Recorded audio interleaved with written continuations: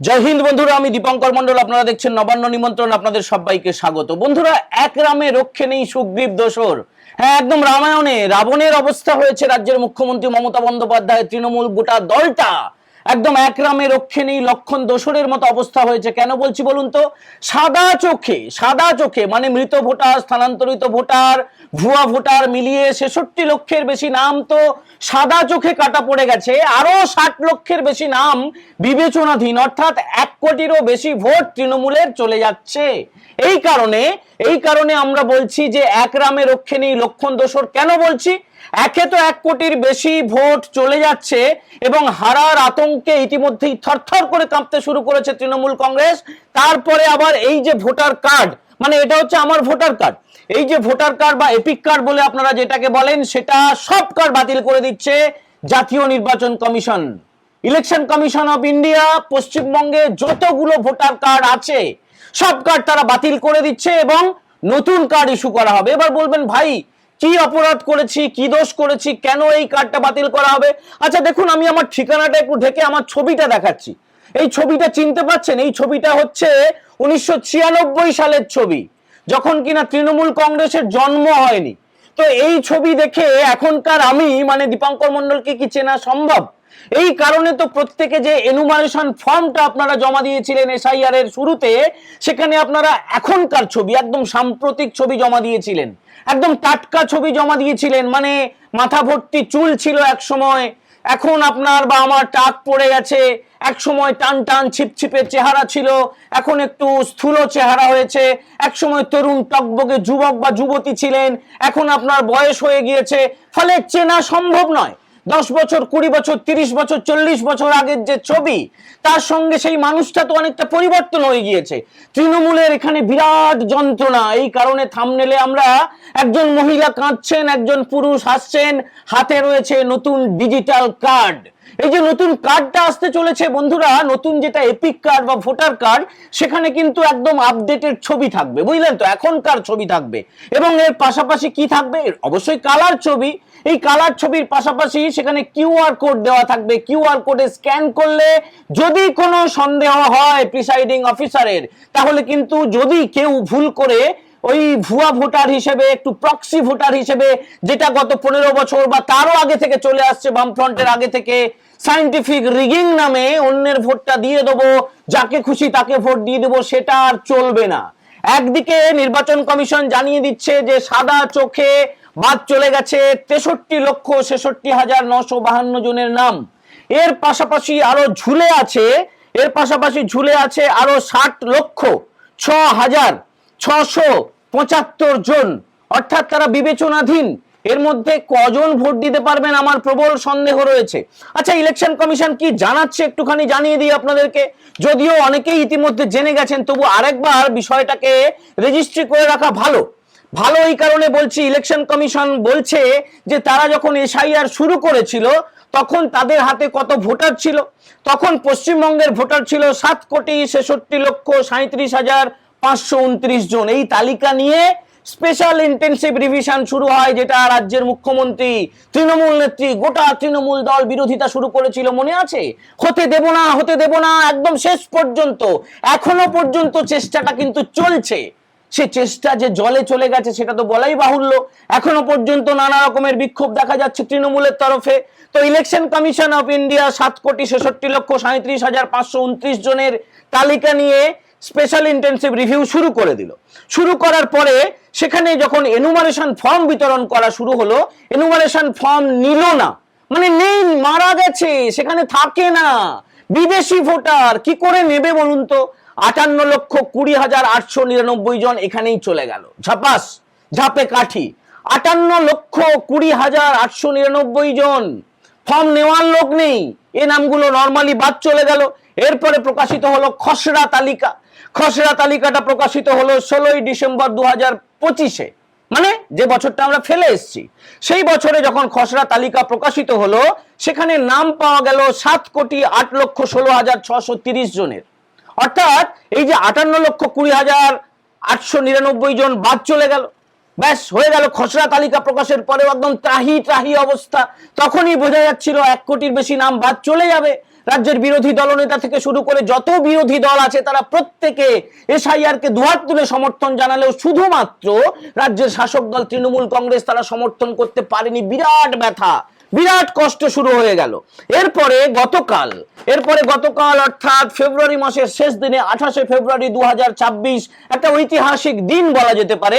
সেখানে যেটা final list বেরোলো, যদিও এর মধ্যে 60,06,675 জন বিবেচনাধীন ভোটার আছে, তার মানে এদের বেশিরভাগই এই 60 লক্ষের বেশি ভোটার ভোট দিতে পারবে না। তা সত্ত্বেও সেটাকে ধরে নিয়েই যে তালিকা প্রকাশিত হয়েছে সেখানে বলা হচ্ছে যে 7,04,59,284 জন ভোটার আছে। এর মধ্যে থেকে 60 লক্ষের বেশি নাম কিন্তু তারা ভোট দিতে পারবে না। এখানেই সমস্যা, এখানেই কষ্ট, এখানেই চোখের জল, এখানে যন্ত্রণা। এবারে এর মধ্যে কিন্তু যোগ হয়েছে, এর মধ্যে অনেক কিছু যোগ হয়েছে। ফর্ম 6 এবং ফর্ম 6A ফিল আপ করে সেখানে নতুন ভোটার উঠে এসছে 1,82,036 জন। 1,82,036 জন নতুন ভোটার, একদম 18 বছর সমাপ্ত হয়েছে তাদের। আর ফর্ম 8 এর মাধ্যমে অ্যাডিশন হয়েছে, তার মানে তাদের কিছু বানানের ভুল ছিল। নতুন যারা অ্যাড্রেসে গিয়েছে তারা ফর্ম 8 ফিল আপ করেছিল, তার মাধ্যমে নতুন ভোটার যোগ হয়েছে 6,671 জন। আর বাদ গেল কত? Deletion, form 7। সেই যে ফর্ম 7 মনে আছে, বিভিন্ন জেলায় জেলায় ফর্ম 7 জ্বালিয়ে দেওয়া হচ্ছে, পুড়িয়ে দেওয়া হচ্ছে, মানে আপত্তি জানিয়েছিলেন আপনারা যে এই ভোটারটা এখানে থাকে না, মিথ্যা ভোটার, বিদেশি ভোটার, অন্য লোকের নামে। বাবা, কতগুলো বাবা ঠিক নেই, 26 দিন অন্তর নাকি জন্ম হচ্ছে কোনো মায়ের গর্ভে। সেই যে ফর্ম 7 সন্দেহজনক ভোটারদের যেটা আপত্তি, সেই ফর্ম 7 যতগুলো জমা পড়েছিল তার ভিত্তিতে 5,46,053 জন ভোট কাটটা গচাংফু তারা কেটে গেছে। এরপরে যে তালিকাটা প্রকাশিত হয়েছে সেটাকে তৃণমূল এখনো পর্যন্ত ষড়যন্ত্র করে চিৎকার করে যাচ্ছে। চিৎকার শুধু এখানেই থেমে থাকছে না। নির্বাচন কমিশনের তরফে যেটা সিদ্ধান্ত নেওয়া হয়েছে, জাতীয় নির্বাচন commission, election commission of India, তারা জানাচ্ছে যে এখনো পর্যন্ত বিভিন্ন জেলায় যে জেলাওয়ারি তথ্য সেটাও আপনারা জেনে রাখুন, এই ডিজিটাল আর্কাইভে সেটা নথিবদ্ধ হয়ে থাক। আলিপুরদুয়ারে বাদ গেছে 11,692 জনের নাম, এর মধ্যে 80,494 জন তারা বিবেচনাধীন। সবচেয়ে শীর্ষে রয়েছে উত্তর 24 পরগনা, সেখানে বাদ গেছে 1,42,297 জন এবং বিবেচনাধীন হচ্ছে 6,91,252 জন। এইভাবে পশ্চিম মেদিনীপুর, ঝাড়গ্রাম, পুরুলিয়া, বাঁকুড়া, হাওড়া, হুগলি, নদিয়া, পূর্ব বর্ধমান, পশ্চিম বর্ধমান, বীরভূম, পূর্ব মেদিনীপুর, তারপরে কোচবিহার, জলপাইগুড়ি, দার্জিলিং, কালিম্পং, উত্তর দিনাজপুর, দক্ষিণ দিনাজপুর, মালদা, মুর্শিদাবাদ, মানে গোটা রাজ্য জুড়ে ত্রাহি অবস্থা রাজ্যের শাসক দলের। এর মধ্যে কিনা ইলেকশন কমিশন সিদ্ধান্ত নিয়েছে যে এই যে এপিক কার্ডটা রয়েছে এটাও কিন্তু স্মার্ট কার্ড, এটাও কিন্তু পিভিসি কার্ড, অর্থাৎ জলে পড়লে নষ্ট হবে না। আর পুরনো কার্ড তো রয়েইছে। তাহলে যা দাঁড়াচ্ছে, যেটা সিদ্ধান্ত হয়ে গিয়েছে বন্ধুরা, যে নতুন যারা ভোটার হলেন আর কি, এই যে নতুন ভোটার হলেন ফর্ম 6 আর ফর্ম 6 এর মাধ্যমে 1,82,036 জন, এর সঙ্গে ফর্ম 8 অ্যাডিশন হলো 6,671 জন। এরা প্রত্যেকে দিন 15-র মধ্যে বাড়িতে একদম ডাক যোগে SMS এর মাধ্যমে জানতে পেরে যাবেন যে তারা কবে নতুন পিভিসি কার্ডটা হাতে পাবেন, নতুন স্মার্ট কার্ডটা হাতে পাবেন। এবার আপনারা প্রশ্ন করবেন বাকিদের কি হবে ভাই, বাকিরা কবে পাবে কার্ড? দেখুন, এটা তো একটা বিরাট প্রক্রিয়া, ভোটারের সংখ্যা কম নয়, কোটি কোটি ভোটার। যদিও বিহারে এসআইআর এর পরে প্রত্যেককে নতুন কার্ড ইস্যু করেছিল ইলেকশন কমিশন অফ ইন্ডিয়া, কিন্তু পশ্চিমবঙ্গের ক্ষেত্রে প্রত্যেককে ফিজিক্যাল কার্ড, অর্থাৎ যেটা হার্ড কপি বলা হয়, সেটা দেওয়া সম্ভব হবে কি হবে না সেটা এখনো পর্যন্ত বুঝতে পারছে না কমিশন।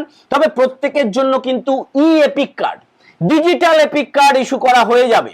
সেখানে সাম্প্রতিক ছবি থাকবে, সেখানে আপনার যে সংশোধিত ঠিকানা এবং যা যা কিছু আপনি পরিবর্তন করেছেন সমস্ত কিছু থাকবে, কিউআর কোড থাকবে।